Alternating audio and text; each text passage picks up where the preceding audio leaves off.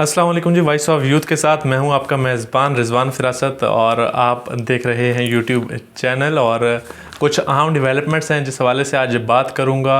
सबसे पहले तो एक संडे मैगज़ीन्स की संडे टाइम्स की चीफ़ फॉरेन कोऑर्डिनेटर हैं, उनकी जानिब से एक ट्वीट किया गया है। इस हवाले से मैं बात करूंगा कि जो आने वाले आम इंतखाबात हैं, इन आम इंतखाबात में जो फॉरेन मीडिया की कवरेज होती है उस पे हुकूमत की जानिब से क्या ऐसी पॉलिसी अपनाई गई है। और दूसरी जानिब से एक और बात करूँगा ईरान का इशू जो आजकल कल ज़ाहिर है पाकिस्तान की कौमी सलामती कमेटी का इजलास हुआ, उसमें कुछ फ़ैसले हुए, उस हवाले से बात करेंगे। और तीसरा जो पाकिस्तान में डिसेबल्ड पर्सन है, माजूर अफराद हैं, उन माजूर अफराद को और वो लोग, वो तमाम मिलिट्री पर्सन या आर्म पर्सन जो इलेक्शन में ड्यूटी पे होते हैं होंगे, वो टीचर्स भी हो सकते हैं, वो पुलिस वाले भी हो सकते हैं, आर्मी पर्सन्स भी हो सकते हैं, उन तमाम के लिए वोट कास्ट करने का तरीक़ाकार क्या है, इस पर भी बात करूँगा। सबसे पहले बात करेंगे संडे टाइम्स की जो फॉरेन कोऑर्डिनेटर हैं, चीफ़ फॉरेन कोऑर्डिनेटर, उनके ट्वीट के हवाले से। अच्छा, ये क्रिस्टीना लैम हैं जी, इन्होंने ट्वीट किया है और ट्वीट किया है प्राइम मिनिस्टर जो care taker prime minister Anwarullah काकड़ साहब, इन्होंने इकोनॉमिक फोरम पे गए थे, वर्ल्ड इकोनॉमिक फोरम पे, और वहाँ पे उन्होंने एक स्टेटमेंट दी। और स्टेटमेंट क्या दी? स्टेटमेंट उन्होंने ये दी कि पाकिस्तान का जो मीडिया है वो आज़ाद है, वेस्ट की मीडिया से ज़्यादा आज़ाद है। तो इस पर उन्होंने ये लिखा है कि इन्होंने स्टेटमेंट दी कि media in Pakistan is freer than west, claim prime minister Anwarullah Kakar. अच्छा, तो उनकी जानिब से ये ट्वीट किया गया है। So how come we can't get visas to cover election. मतलब पाकिस्तान की जानिब से फ़ॉरेन मीडिया को वीज़ाज़ इशू नहीं किए जा रहे अब तक की इतलात के मुताबिक। इनका जो ट्वीट है इस हवाले से ये कंफर्म कर रही हैं कि जो इंटरनेशनल सहाफ़ी हैं उनको पाकिस्तानी इलेक्शन को कवर करने नहीं दिया जा रहा, उनको वीज़ाज़ नहीं दिए जा रहे। अब यहाँ पर बात ये आती है कि आखिर जो हुकूमत है, निगरान हुकूमत है, या जो इदारे इलेक्शन करवाने जा रहे हैं, वो इस इलेक्शन में ऐसा क्या करने जा रहे हैं या ऐसी क्या कार्रवाई डालने जा रहे हैं कि वो इसको आलमी दुनिया से या इंटरनेशनल जो इदारे हैं, इंटरनेशनल मीडिया, उससे छुपा रहे हैं या उसको कवर करने नहीं दे रहे। ज़ाहिर है वो जानते हैं कि जो पाकिस्तान में हालात इस टाइम चल रहे हैं, जिस तरीके से बर्बरियत है और जो कैंडिडेट को पकड़ धकड़ की जा रही है, जो कुछ हलकों में मतलब इस हद तक जो आरओज़ हैं वो कैंडिडेट्स के साथ, एक मखसूस पार्टी के कैंडिडेट्स के साथ मिले हुए हैं कि अगर रात को जो उनके बैनर्स हैं, पार्टी बैनर्स, वो सरकारी मशीनरी का इस्तेमाल करके उन बैनर्स को सड़कों से, बिलबोर्ड्स को हटाया जा रहा है, बैनर्स को हटाया जा रहा है।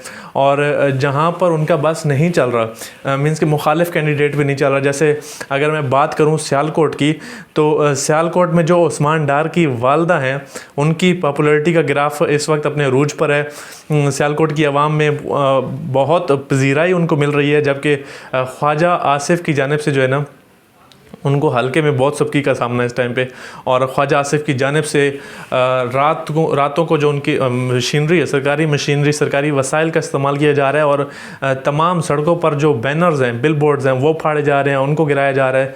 और पॉपुलैरिटी कम मतलब दिखाना वो चाह ये रहे हैं कि शायद आवाम को ये महसूस होगा कि इनकी पॉपुलैरिटी नहीं है। ये खौफ व हरास है, माइंड सेट है, ये आप देख सकते हैं। तो इस तरह का जो हथकंडे हैं, अगर आलमी मीडिया को इजाज़त मिल गई और वीज़े मिल गए और उन्होंने ये चेहरा पाकिस्तान का या पाकिस्तान की सियासत का ये चेहरा आलमी मीडिया को दिखाया, तो यकीनी तौर पे आलमी दुनिया में जो आलमी मीडिया है वो पाकिस्तान के जो इंतखाबात हैं उसकी शफाफियत का पोल खोल के रख देगा। और जाहिर सी बात है, अगर आपको इलेक्शन आपने डिसाइड कर लिया है कि आपने किस पार्टी को इलेक्शन में जिताना है या किसको वज़ीर आज़म आपने बना के बिठाना है, ज़बरदस्ती मुसल्लत करना है, तो ये जो 44 बिलियन रुपए हैं, 44 अरब रुपए, इसका जो तखमीना लगाया गया है इंतखाबात का, तो ये कौम का पैसा क्यों ज़ाया कर रहे हैं? इसको जो आवाम ने अपना पेट काट के टैक्स दिया है, जो लोग अपने बच्चों को नहीं पढ़ा पा रहे और टैक्स पे टैक्स दिए जा रहे हैं, और वो टैक्स आप इस तरह झोंकने की ज़रूरत नहीं है अगर आप एक शफाफ इंतखाबात नहीं करा सकते तो और अगर मैं बात करूं पाकिस्तानी मीडिया की, तो पाकिस्तानी मीडिया का अहवाल जो है वो आप सबके सामने ही है। इसकी ताज़ा मिसाल जो अगर मैं आपको दूं तो वो पाकिस्तान पीटीवी स्पोर्ट्स पर वो तस्वीर है जो पाकिस्तान और न्यूजीलैंड के मैच में एक शायकीन ने उठाई हुई थी। उस तस्वीर में इमरान खान की वो तस्वीर है, उन्होंने गले में एक सुर्ख कलर का मफरल भी डाला हुआ है और एक कोट लिखा हुआ है। तो जैसे ही कैमरा मैन मैच में उस शायकीन की तरफ कैमरा लगाता है तो वो उस तस्वीर वो जो है वो इमरान खान की सामने आती है और पीटीवी स्पोर्ट को वो कवरेज जो है फौरी तौर पे रोकनी पड़ जाती है, उसको ब्रेक पे जाना पड़ रहा है। और जैसे ही वो तस्वीर से कैमरा हटता है और दोबारा बॉलर की तरफ जाता है तो वो दोबारा जो है वो मैच दिखाना शुरू हो जाते हैं, ब्रेक से वापस आ जाते हैं। तो ये हाल है पाकिस्तान में मेन स्ट्रीम मीडिया का कि वो एक पार्टी को जो है वो मुकम्मल तौर पर उसका ब्लैकआउट चल रहा है और उसको जिस पार्टी के साथ ये हालात हो तो उसको इलेक्शन में किस हद तक जाने देंगे। और जाहिर सी बात है फिर इन हालात में आलमी मीडिया पर जो है पाबंदी, आलमी मीडिया को वीज़े इशू ना करने का जो जवाज़ है वो साफ़ तौर पर नज़र आता है। अच्छा, इसके साथ साथ मैं बात करूंगा ईरान इश्यूज़ पे। बहरहाल ये जो भी कहा जाए कि लेकिन निगरान हुकूमत की जानिब से एक बड़ा सोच समझ कर और एक अच्छा फ़ैसला लिया गया कि ईरान के साथ जो है वो ताल्लुकात को दोबारा बहाल करने जा रही है हुकूमत पाकिस्तान की। यकीनी तौर पे पाकिस्तान की जो गवर्नमेंट है या पाकिस्तान जो है वो ईरान के साथ अपने मामलात को कशीदा सूरत हाल जो है वो इसकी तरक्की दोनों ममालिक की फेवर में नहीं जाते। दोनों ममालिक की इकॉनमी जो है वो सब जानते हैं कितना पानी में है। अगर ख़ुसूसन मैं पाकिस्तान की बात करूं तो पाकिस्तान में अगर पाकिस्तान इस वक्त जो सूरत हाल है, पाकिस्तान के हर तरफ से जो पड़ोसी कंट्री हैं, वो जो हमारे पड़ोसी ममालिक हैं, भारत के साथ हमारी कश्मीर के ख़ुसूसी हैसियत ख़त्म होने के बाद से ही जो है वो हालात हमारे उनके साथ बिगड़े हुए हैं और हमारे मसाइल चल रहे हैं। उसके साथ अफ़गानिस्तान एक बड़ी उनके साथ हमारी सरहद लगती है, उसको भी अफ़गानियों को मुल्क बदर करने के बाद हमारे उनके साथ भी एक आइडियल सिचुएशन नहीं है। उनके साथ भी हमारे मामलात जो हैं वो बेहतर नहीं है, उनके साथ भी हमारी मामलात ख़राब चल रहे हैं। और इसके बाद अभी जो मुल्क था जिसके बाद तीसरी बड़ी हमारी सरहद है वो ईरान के साथ लगती है। और ईरान के साथ अगर हम हालात बिगाड़ते हैं तो यकीनी तौर पे ये जो एंटी स्टेट्स हैं उनको फ़ायदा जाता है इसका। जो इसराइल है, अमेरिका है या भारत है, वो यकीनी तौर पे इस सूरत हाल से खुश होते हैं। और इसी बात की निशानदेही जो है वो जेल से कल चेयरमैन पाकिस्तान जो बानी चेयरमैन पाकिस्तान तहरीक इंसाफ है इमरान खान ने भी की कि ईरान के साथ कशीदा सूरत हाल और हालात का बिगाड़ जो है वो यकीनी तौर पे जो मुखालिफ स्टेट्स हैं, मुखालिफ क़ुव्वतें हैं, इसराइल और भारत, इनकी खुशी का बायस बनेगा। तो हमें किसी भी सूरत ईरान से नहीं बिगाड़नी। और ईरान के साथ इस नहज पे हालात क्यों गए, यकीनी तौर पे इस चीज़ की तहकीकात करनी चाहिए। और जो ईरान की जानिब से किया गया वो तो ज़ाहिर है काबिल मज़म्मत है, उसकी तो मज़म्मत बनती है। लेकिन वाकई बात ये भी सच है कि ईरान के साथ इस नहज तक मामलात जाने की असल वजह क्या है, इसकी तहकीकात होनी चाहिए। इसी के साथ साथ ईरान के साथ जैसे ही मामलात ख़राब हुए तो पाकिस्तान ने ईरान की फ़िज़ाई हदूद जो है उसमें अपने हवाई जहाज़ों को जो है वो इस्तेमाल करने से रोक दिया, जिसके बाद पाकिस्तान जो एयरलाइन है PIA उसकी खस्ता हाली तो हम सब के सामने ही है।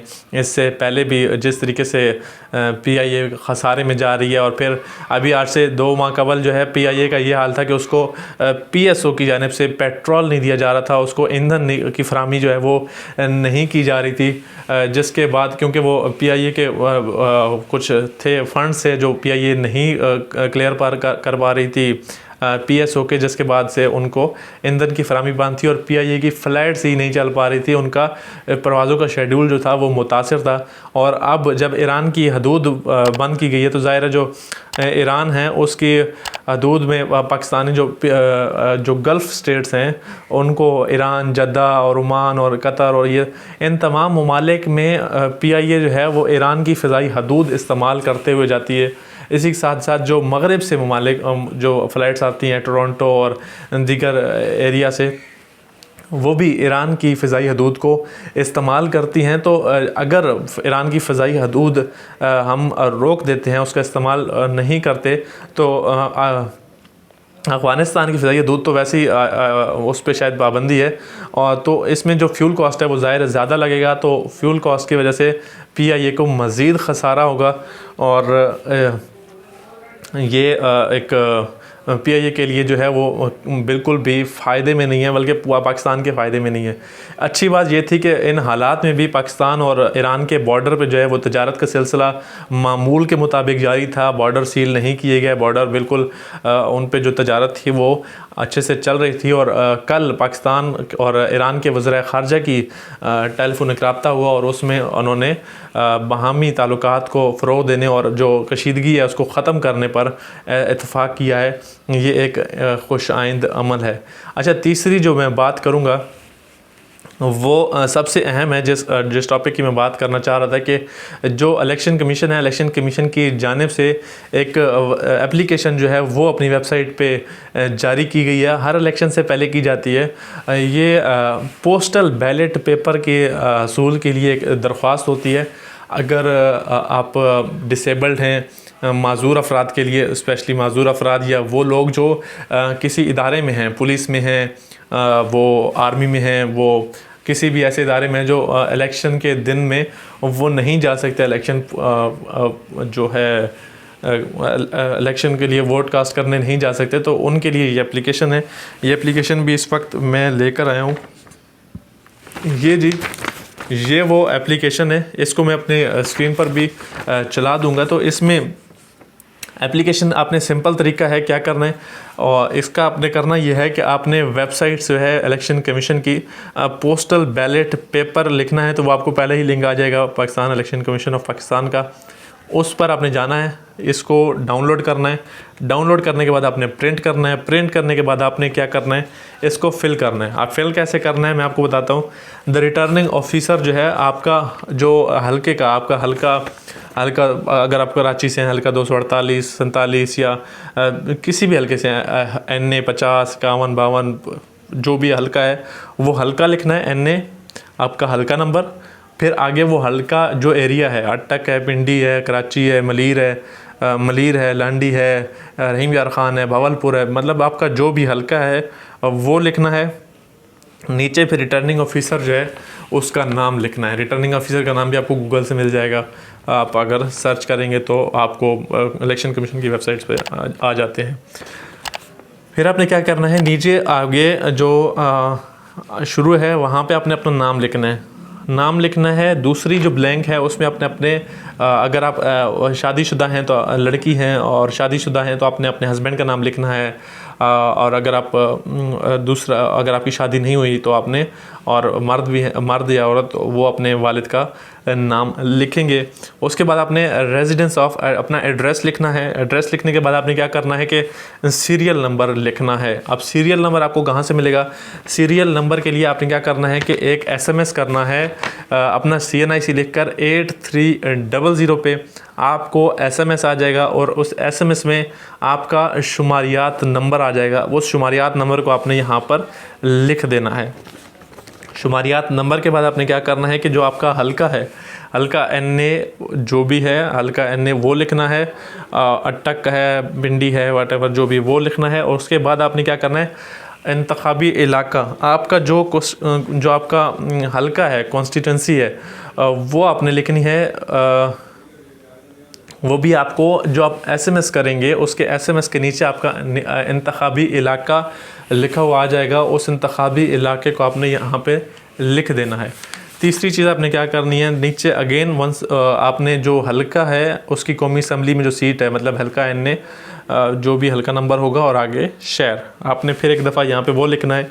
और लिखने के बाद नीचे आपको जो 3 लाइनें नज़र आ रही हैं, इन 3 लाइनों पर आपने लिखनी है अपना जो एड्रेस है जिस पे आपको बैलेट पेपर चाहिए, जो आपका घर का एड्रेस है जहाँ पे आप रह रहे हैं आप, या जहाँ पे अपने एड्रेस मतलब पोस्टल पेपर मंगवाना है, बैलेट पेपर जो है वो मंगवाना है, वो एड्रेस लिखना है। नीचे साइड पर आपने साइन करने हैं, साइन करने के नीचे आपने NIC पर नंबर लिखना है और इसको आपने RO के ऑफिस को भेज देना है। अच्छा, भेजने से पहले आपने क्या करना है, नीचे रिक्वायरमेंट्स पढ़ लीजिएगा। एक तो डिसेबल्ड पर्सन जो हैं वो अपना CNIC की फ़ोटोकॉपी साथ लाजमी अटैच करेंगे उनके, क्योंकि CNIC के साथ एक निशान बना होता है मखसूस जो डिसेबल्ड पर्सन होते हैं व्हील चेयर का, वो उस निशान का जो CNIC होता है ज़ाहिर है वो उसकी फ़ोटोकॉपी लगेगी। और अगर आप आर्म्ड पर्सन है तो आपका जो अथॉरिटी लेटर होता है वो अथॉरिटी लेटर आपने साथ उसकी कॉपी जो है वो मुंसलिक करनी है। जो आपका अपॉइंटमेंट ऑर्डर है, जो आपने ड्यूटी उस दिन की ड्यूटी है या जो भी, वो आपने बनवा कर अटैच करके आपने RO ऑफिस को भेजना है। RO ऑफिस की जानिब से आपको बैलेट पेपर भेजा जाएगा। उस बैलेट पेपर पे आपने स्टंप लगा के और दोबारा आपने पोस्ट कर देना है, भेज देना है। तो ये एक ज़िम्मेदार शहरी होने के नाते आपने लाजमी इसको जो है वो करना है। वोट क्योंकि हर शहरी का हक है और हर शहरी को करना भी चाहिए, वोट कास्ट करना लाजमी है। तो जो लोग जिनको मुश्किलात हैं वोट कास्ट करने में, या जो नहीं जा पा रहे, या जिनको ज़ाहिर जो आर्म पर्सन होते हैं उनको जाने का इशू होता है, उनकी ड्यूटीज़ होती हैं, तो उनके लिए ज़रूरी है कि वो लोग, ये उनके लिए तरीक़ाकार है। और ये जो ज़रूरी बात वो मैं बताता चलूँ कि इस एप्लीकेशन को आपको फ़िल करके 22 तारीख, ये मैं एक और बात यहाँ पर मैं मेंशन करता चलूँ कि इलेक्शन कमीशन की जानिब से अब ये जानकर किया गया है या फिर उनकी नादानी है कि वीकेंड पे ये फॉर्म इशू किया गया है और उसकी आखिरी तारीख जो है वो 22 जनवरी रखी गई है, यानी सोमवार का दिन।